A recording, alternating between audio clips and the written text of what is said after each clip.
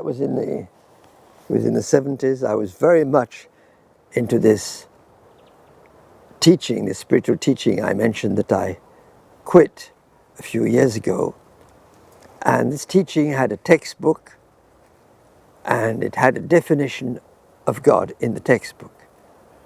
And for all the members of this movement, that was the ultimate definition of God. One couldn't go further than that. It was the best definition that had ever been given. And that was very much the spirit of the teaching. And so one Sunday afternoon, I thought, well, I'm going to ask Imam Sal, that's the name of the gentleman, how Islam defines God. I was so sure I had the best definition. And there's a little Japanese proverb that says it's very difficult to describe the vast horizons of the ocean to the frog sitting at the bottom of its little well. And I was like that frog. My thinking was that of the frog, completely closed. And so I strode across the beach, because I lived on the beach, and Imam Sal lived in a small shanty town just about 150 yards from where I had my small bungalow. And I went to his home, and he greeted me very kindly, as he always did. And we settled down, and I said, Imam Sal, I've come to ask you how Islam defines God. And the little frog inside me had the surprise of its life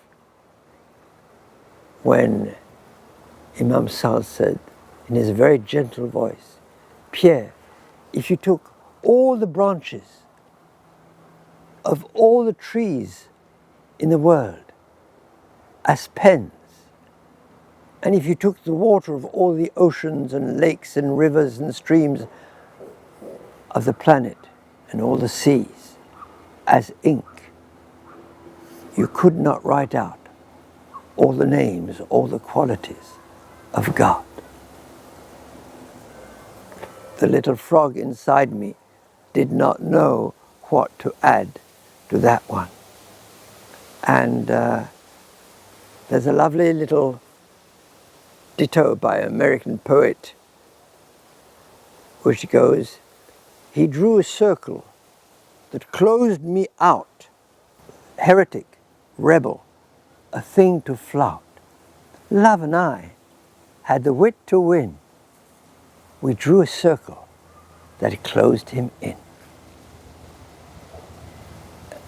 I had drawn a circle that closed him out, and he drew a circle that closed me in, because the very next question or statement he made to me, after replying to me that, that one could not write out all the names of God, he said, Pierre, you are a better Muslim than most of the Muslims that surround me.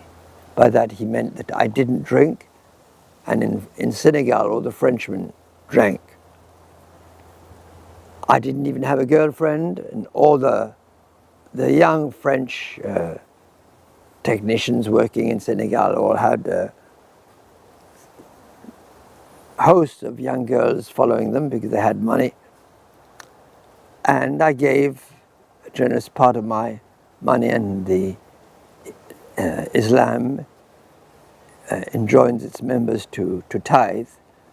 So he was saying that in my lifestyle I was closer to what Islam teaches than many of the nominal Muslims surrounding him. And that was one of the great lessons I learnt in my life. Now I think also that no one can really define God.